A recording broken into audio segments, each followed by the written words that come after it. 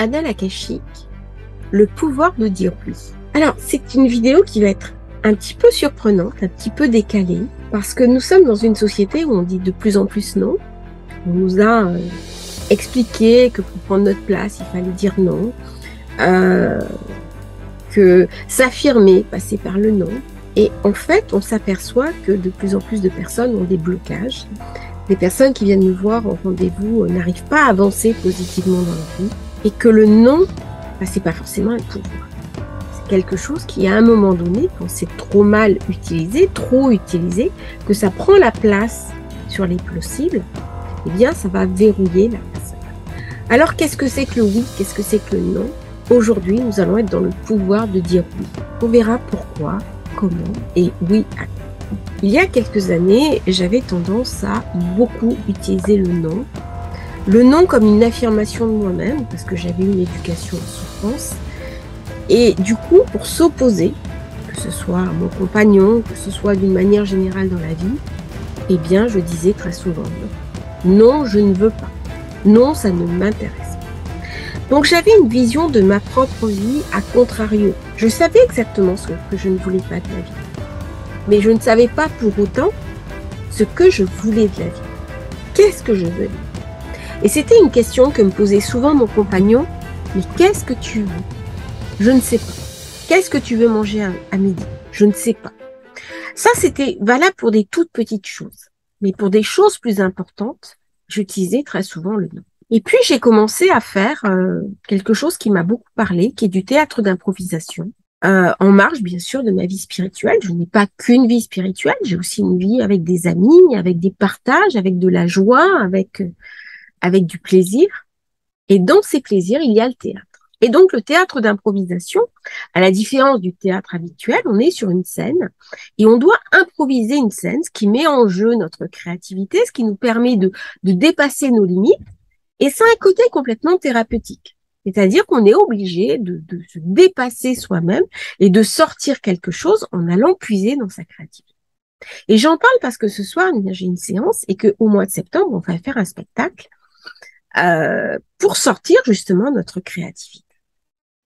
Point positif, c'est que ça m'a facilité aussi la vie lorsque je m'exprime en public, lorsque je dois avoir un disque. En théâtre d'impro, le non n'est pas possible. Votre partenaire arrive, il vous propose une scène, vous devez dire oui, quelle que soit la scène. Bon, bien sûr, il y a quand même un cadre, hein, mais la scène qui vous est proposée, vous devez l'accepter.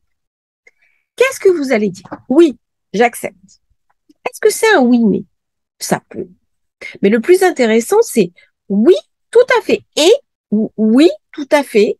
Et tu sais, au fait, telle personne ou telle situation, et on apprend le pouvoir de dire oui. Et j'ai véritablement vu un changement de comportement, c'est que je me suis mis à utiliser de plus en plus le oui. Et au fur et à mesure du temps, ma vie s'est mise en adéquation avec ce oui. C'est-à-dire que je me suis aperçue que les portes s'ouvraient, que les choses coulaient plus facilement dans ma vie et qu'il y avait une espèce de synchronicité entre ce pouvoir de dire le oui, moi qui l'activais de plus en plus, et ma vie qui s'ouvrait et toutes les expériences positives que ma vie m'apportait. C'est-à-dire, j'ai commencé à voyager toute seule, j'ai commencé à faire des choses que avant je ne me serais pas forcément sentie capable. Le oui m'a apporté aussi la confiance. Et c'est ce oui de la confiance dont nous allons parler maintenant. Alors, certains pensent que le pouvoir de dire non est un véritable pouvoir. Bien, je pense que le non, c'est un état de révolte. Alors, bien sûr, porter le non, c'est nécessaire. Quand on subit une violence, quand on subit un outrage, quand on subit quelque chose de violent, pour faire respecter notre intégrité, le non est nécessaire. Simplement, dans notre société, nous sommes une société du non. C'est-à-dire que nous avons beaucoup plus de phrases où nous sommes dans la négation que de phrases où nous sommes dans l'acceptation. Acceptation positive de l'autre, acceptation positive de nous-mêmes et le oui prononcé à la source. Alors, ce pouvoir de dire oui, c'est aussi une capacité d'accueil. C'est aussi une capacité de se mettre en confiance. C'est aussi une capacité à se mettre en ouverture. Tout ça, cette capacité-là, cette capacité empathique, hein, de dire oui, parce que le oui est bienveillant. C'est l'enfant qui demande à sa mère, Maman, est-ce que je peux sortir avec mes amis? Oui. Euh, Fais quand même un petit peu attention, hein, ne va pas à certains endroits. Mais oui, j'accepte. Bon, pense quand même à m'appeler ou à me dire, voilà, et si tu as un souci, tu m'appelles. C'est le oui qui est de la tolérance. C'est le oui de la bienveillance. C'est le oui de l'acceptation. Passer d'une société ou d'une compréhension basée essentiellement sur le non à une compréhension basée sur le oui. J'aimerais raconter encore une histoire. Il y a quelques semaines, j'ai navigué avec un ami qu'on a reçu à bord. Et là, il s'est passé quelque chose de compliqué à gérer. Et je pense que cette situation est à l'origine de cette vidéo. D'un coup, il s'est mis à prononcer le non systématiquement. Tout début de ses phrases commençait par non. Non, mais. Je lui ai demandé de faire quelque chose sur le bateau. Non, mais tu sais, je sais très bien ce que j'ai à faire. Non, mais tu sais, la corde, je sais très bien comment la mettre. Non, mais tu sais. Et à la fin de la journée, en plus, j'avais un live en direct avec le groupe des Annales Akashiques. Je n'arrivais plus à m'aligner. Ça a été, je pense, le pire live de ma vie. Je suis vraiment confuse pour cet ami qu'au demeurant a des qualités de cœur, des qualités de générosité. Mais pourquoi ce jour-là, il est rentré dans le non systématique? C'est comme s'il y avait quelque chose qui s'était désemboîté dans sa vie. Et au jour d'aujourd'hui, c'est quelqu'un qui se heurte à des problèmes de fond, mais énormes, auxquels il n'aurait pas forcément songé à l'époque où il était dans le oui et où il était dans l'acceptation. Eh bien, la question, le oui, c'est la confiance. C'est la confiance en soi. C'est aussi la confiance dans le divin. C'est ce qu'on va voir après, hein, comment le oui amène au yod. Donc on va reboucler aussi sur les annales akashiques parce que l'idée c'est pas uniquement de faire de la psychologie, hein, ou de résoudre un petit peu nos problématiques. C'est aussi de voir comment ce cheminement va nous amener aux annales akashiques. Alors au départ le non, socialement depuis quelque temps, il y a plein de livres, hein, sur le non. Affirmez-vous, dites non. Enfin, on s'affirme beaucoup mieux quand on dit oui. C'est-à-dire que quand on est chef d'entreprise, quand on est leader et qu'on voit pour organiser le travail avec ses collaborateurs, quand on organise avec bienveillance le cadre du travail, eh bien les équipes vont beaucoup plus loin. Quand on est dans le non, il y a aussi le non du professeur. Il y a aussi un ancrage négatif. Il y a aussi la capacité de dire non, c'est-à-dire on se met soi-même supérieur à l'autre. Le oui est toujours en égalité, hein. Ok, on va faire ça. Par contre, il y a quand même tel et tel critère à respecter. J'ai entendu ce que tu me dis. Par contre, les besoins du service, les besoins du travail, ta mission invite à penser ça. Comment tu vois les choses? Donc, le oui invite au dialogue. Donc, le pouvoir de dire non, moi, je suis un peu dubitatif. Un peu dubitatif, sauf, comme j'ai dit dans l'introduction, lorsqu'il y a vraiment quelque chose de vital. Hein, la protection, à ce moment-là, vous êtes victime d'une agression, oui, vous dites non. Hein, voilà. On va vous arrêter votre sac. Non, vous comprenez nos sacs. Voilà. Le non, c'est une protection. Sauf que quand on dit en permanence non, on se protège en permanence. Donc, on n'est plus en relation avec l'autre. On n'entre plus en empathie avec l'autre. Mais on n'entre plus non plus en empathie avec soi-même. Alors, ce qui est intéressant, c'est que le cerveau ne comprend pas le non. Le cerveau, il ne comprend pas. Quand vous envoyez une injonction, par exemple, au cerveau, vous dites à un enfant, ne fais pas ci, ne fais pas ci, ne fais pas ci, vous êtes sûr qu'il va le faire. Pourquoi? Parce que le cerveau va comprendre, fais ça. Le cerveau ne comprend que le oui au niveau inconscient. C'est-à-dire que quand vous voulez faire un ancrage, vous le faites uniquement sur un mode positif. Lorsque moi, je conduis une personne en annale akashique, je le fais uniquement sur un mode positif.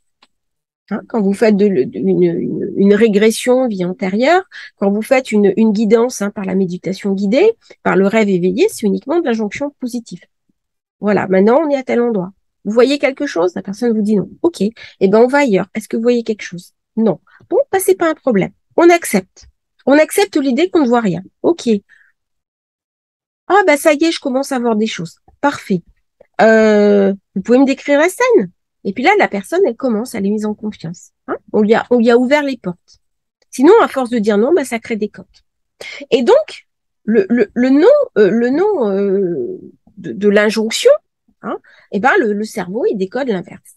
Non, ne prends pas de drogue. Non, ne prends pas de drogue. Et ben c'est sûr que l'ado, il va fumer le chichon avec les copains. Donc, l'enfant ne comprend pas le non. Vaudra mieux dire à un enfant, attention, ne te mets pas en danger. Attention, sois vigilant. Mais en fait, les enfants, quand on les laisse beaucoup plus libres, ils se mettent beaucoup moins en danger que ce qu'on imagine. Et puis, le corps d'un enfant est beaucoup plus résistant que ce que pensait un adulte. Donc, il y a aussi une prise de risque. Hein.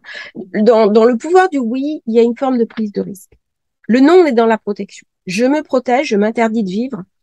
Il y a un refus de descendre dans l'incarnation, un refus d'être dans la vie, dans le non. Le oui, ouais, j'y vais, je fonce, je prends des risques. Par exemple, le non, c'est dur.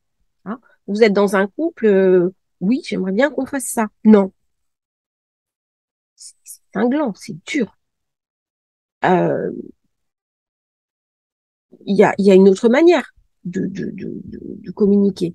J'aimerais bien qu'on aille au restaurant. Écoute, cette semaine, j'ai beaucoup de travail, mais semaine prochaine, on le reprogramme. Ok, d'accord, c'est bon. C'est un oui.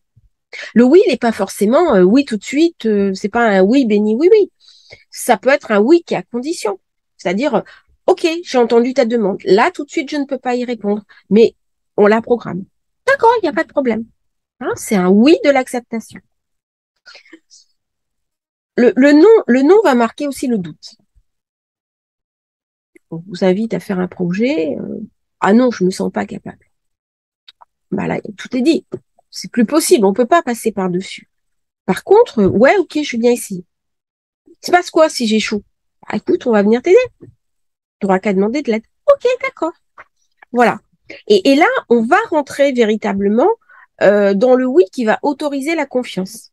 Il peut pas y avoir de chemin initiatique, de chemin avec les guides, avec les maîtres, s'il n'y a pas une confiance, s'il n'y a pas une confiance en soi. À un moment donné, dans notre chemin de la spiritualité, on va forcément aborder la confiance en soi. Combien de personnes me disent, j'ai pas confiance en moi? Ok. Combien de fois par jour vous dites oui? Oh, bon, pas beaucoup, hein. Bah ouais, bah, commencez à vous dire oui. Le oui, c'est le oui à la vie. C'est le oui à l'aventure, à l'imprévu, à l'inattendu. Hein. C'est le oui de dire au divin, au plan divin, je te fais confiance. Tu es plus grand que moi, tu es autour de moi. Le divin, on est invité à lui dire oui. Être invité à dire oui au divin, c'est pas uniquement dans la foi, c'est aussi la foi. Mais c'est pas uniquement ça. C'est aussi la compréhension que nous avons de la foi et de comment nous allons l'incarner dans le quotidien, dans notre vie de tous les jours, dans nos relations aux autres. Moi, je vois, je parle à tout le monde. Dans la rue, je parle à des inconnus. Je suis montée dans un bus, je parlais à tout le monde. Je rentre dans un commerce, je me mets à discuter avec des gens. Je parle dans l'avion avec tout le monde. Et je peux faire des rencontres absolument extraordinaires, absolument stupéfiantes. J'ai ouvert mon bateau à l'époque où je faisais du Airbnb. J'ai eu 130 nationalités qui sont venues. Eh bien, j'ai eu des partages absolument extraordinaires. Mais c'est ça la capacité à dire oui. Il y a des gens qui me disent, mais t'as pas eu peur qu'on te vole des choses? D'abord, on m'a jamais rien volé, c'est quand même stupéfiant. Personne m'a jamais rien volé. Et puis, à la limite, si j'étais tombée une fois sur quelqu'un de négatif, mais ça n'aurait jamais pris le pas sur tout le bénéfice que j'en ai retiré. Et dans notre capacité à dire oui, on va recevoir un énorme bénéfice. Et peu à peu, notre vie va s'ouvrir, notre visage va s'ouvrir, notre relation aux autres va s'ouvrir, et nous allons avoir un rapport complètement différent au monde, parce que ça va être un rapport qui est ouvert. Donc, la capacité de dire oui, c'est la capacité à dépasser ses limites, à dépasser tous nos blocages. On est invité à s'ouvrir. Le oui, c'est un espace ouvert. Oui, j'explore le monde. Oui, je découvre le monde. Oui, je prends des risques. Alors, le oui, c'est aussi, en lettres hébraïques, c'est le yod. Qu'est-ce que c'est que le yod? Le yod, c'est la graine.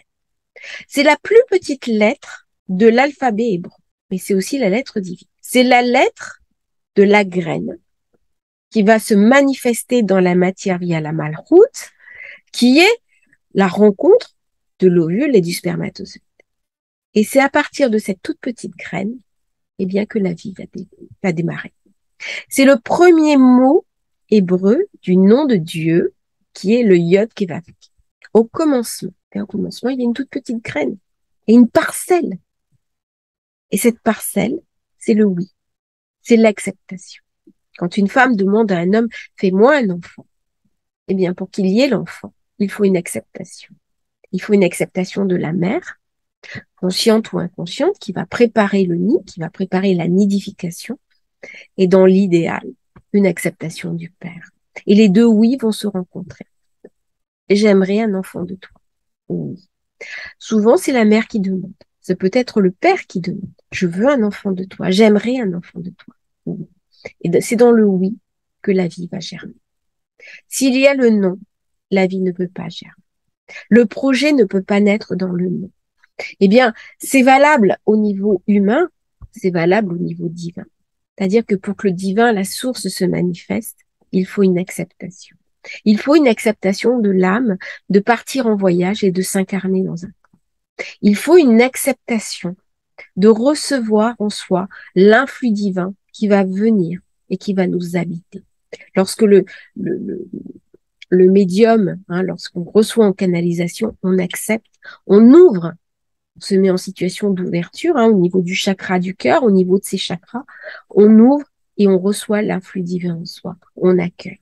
Eh bien, pour qu'il y ait un accueil, pour qu'il y ait ce principe de réception, aussi bien dans le chamanisme, quand le chaman est en transe et va être habité par un esprit animal, par un esprit totémique, quand il va vivre un voyage chamanique, eh bien, c'est parce qu'il a accepté de le faire. L'acceptation passe par le oui. C'est la première chose. S'il n'y a pas de oui, il ne peut pas y avoir de vie spirituelle. Ça reste bloqué complètement au niveau mental. À un moment donné, c'est faire descendre l'influx du oui en soi et incarner le oui. Alors le iode, qui est le oui, qui est quelque chose de la puissance, dire oui, c'est éminemment puissant. C'est ce qui crée la vie, le oui. Vous imaginez?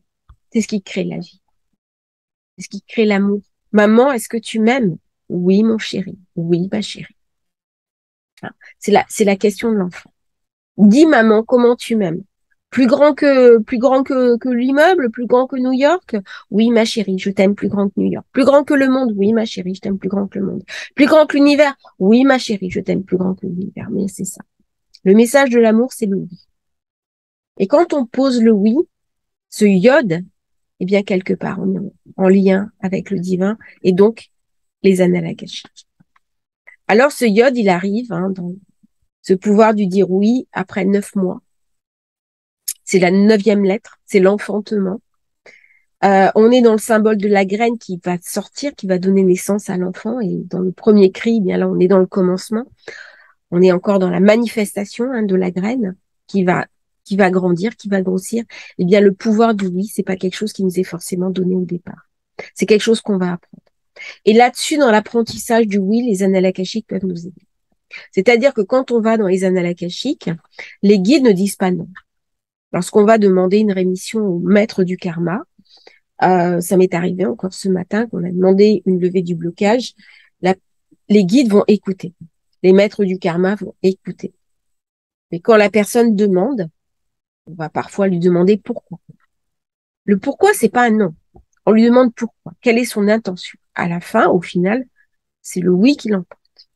C'est-à-dire que quand on demande quelque chose à un guide, il accepte. Lorsqu'on va tutoyer nos guides, lorsqu'on va tutoyer le divin, c'est Yedidi, c'est mon ami. C'est-à-dire, je considère le divin comme mon ami, eh bien, on est dans l'acceptation. On ne dit pas non au divin. Par contre, le divin vous laisse le choix. Là, c'est la règle. C'est-à-dire que le divin vous laisse toujours le choix. L'ombre ne vous laisse pas le choix. Mais lorsqu'on est aligné, que le divin, vous avez demandé au divin quelque chose, le divin va accepter. Et derrière, vous aurez.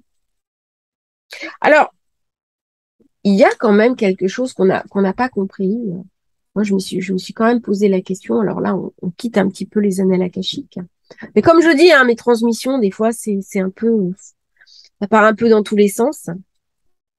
Il y a un acte qui, moi, m'a beaucoup surpris, avec lequel j'ai eu beaucoup de mal. Symbolique, c'est vrai que je suis passionnée de théologie, l'histoire des religions, de symbolisme, de kabbale, des grandes théologies, des grandes philosophies humaines, parce que ça raconte aussi ce que nous sommes, ça raconte notre humanité.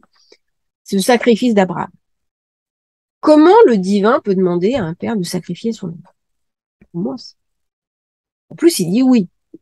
C'est fort, hein. Et là, c'est un événement, moi, j'ai beaucoup de mal à comprendre.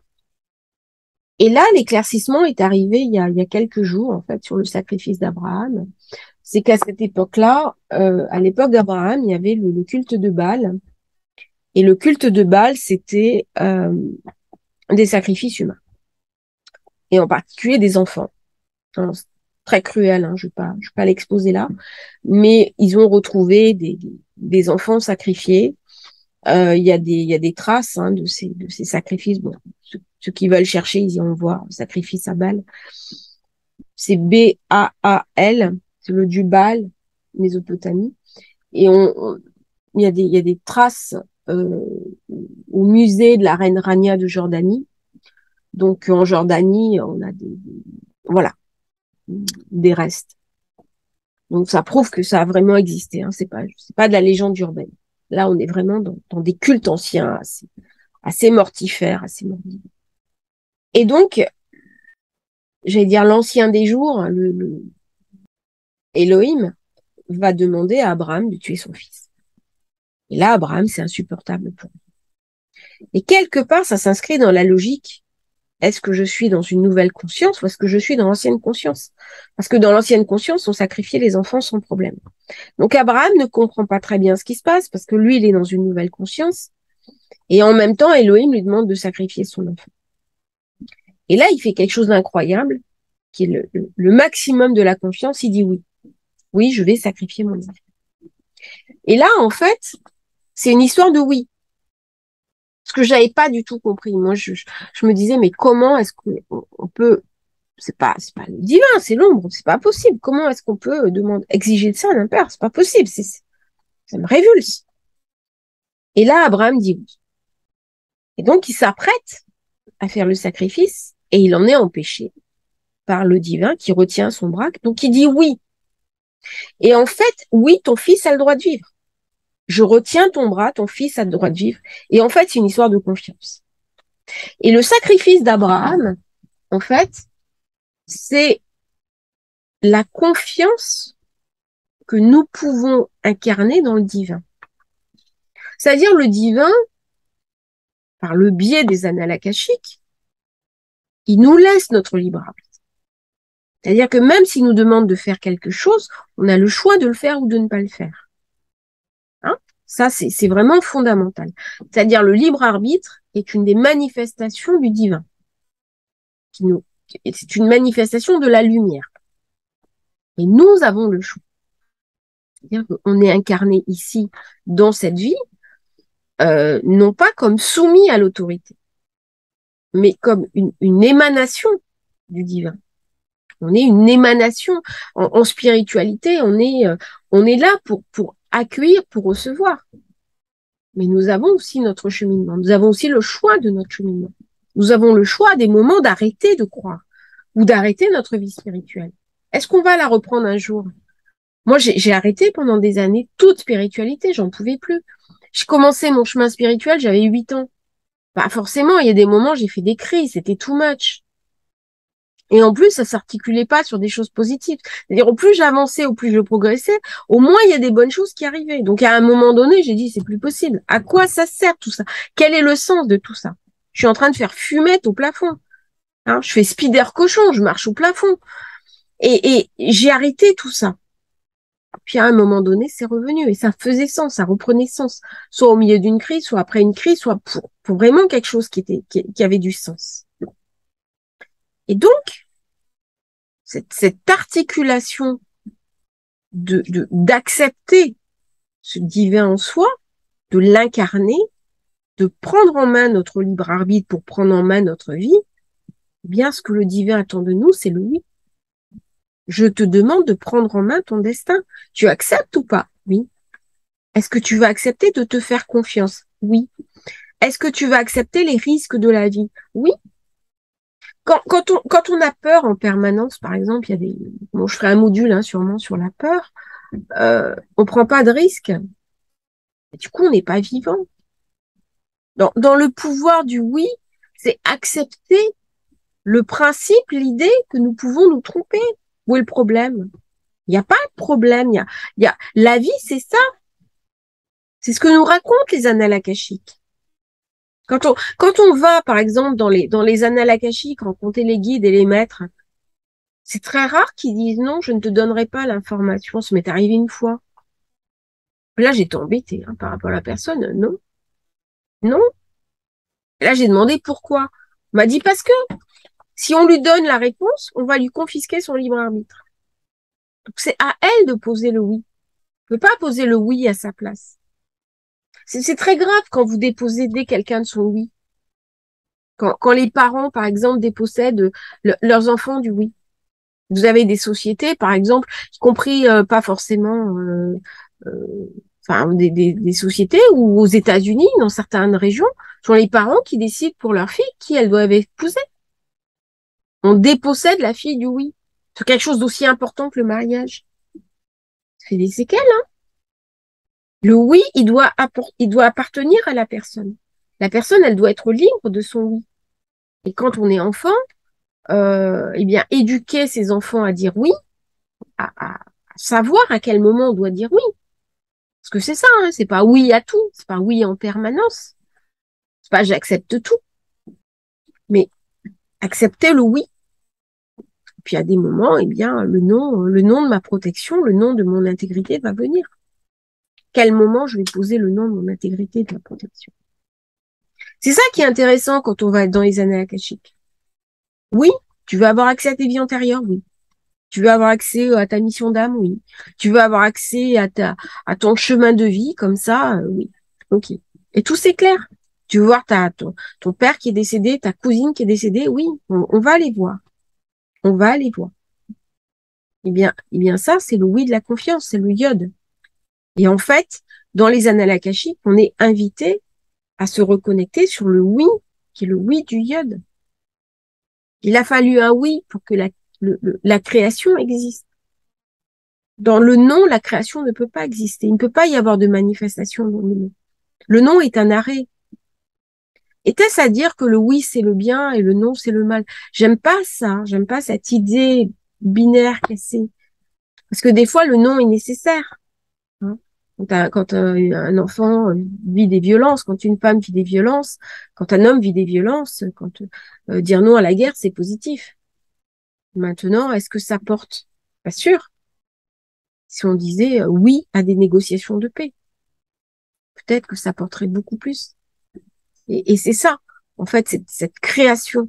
Et quand on va vraiment dans la création, qu'on utilise les annales akashiques pour se libérer de ces souffrances, hein, sur le manque de confiance en soi, eh bien, à un moment donné, il faut implémenter le oui.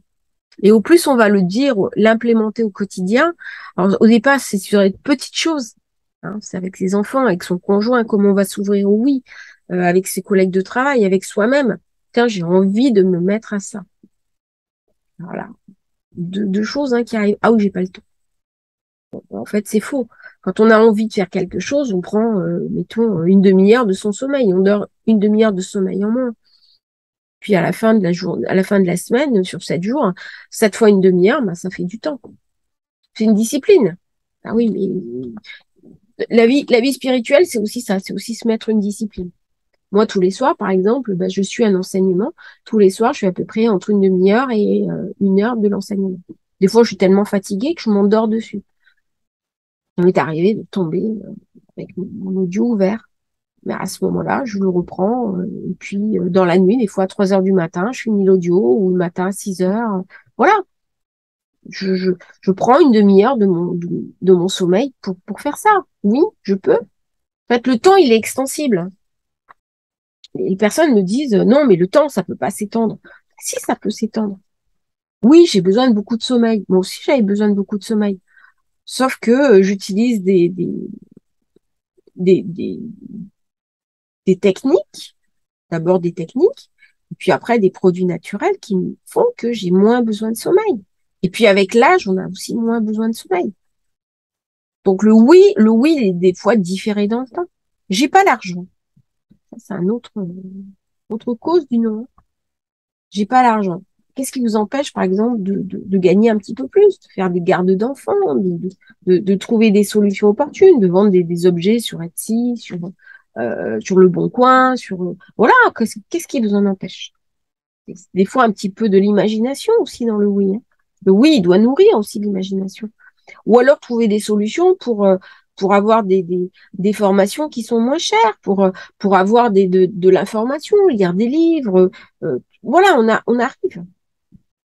Et puis, si vous pouvez pas faire autrement, ben vous dire, voilà, il faut un effort de toute façon dans la vie spirituelle. Tout est pas donné comme ça. Le oui, il est pas donné. Hein. Le oui, il est pas forcément surtout. Alors, le petit enfant, oui, il va dire le oui. Puis à un moment donné, paf, il découvre la puissance du non. Ah, il découvre la toute puissance. Je dis non à maman, elle est pas contente, maman. Alors ça, il adore. Hein. Les petits adorent nous faire danser avec le non. Et puis à un moment donné, il va réaccepter de dire le oui. L'adulte, il a l'impression de, parce qu'il est adulte, il ne fait que dire le non. C'est là où il va pas pouvoir prendre sa place. Et les leaders sont des gens qui disent oui avec une facilité mais déconcertante. Ça en France, on n'a pas trop cette compréhension-là, quoi. On est quand même une société qui est vachement bâtie sur le non. Mais dans des sociétés américaines, par exemple, c'est yes we can. Yes we can. We can do it. C'est-à-dire je peux le faire. C'est le oui. Donc le oui, après, il va se conjuguer dans plusieurs expressions. Hein. C'est oui, je peux le faire. Si je me plante, je m'en fous, je me relève, je recommence. La notion d'échec dans le oui, elle est complètement différente que dans le non.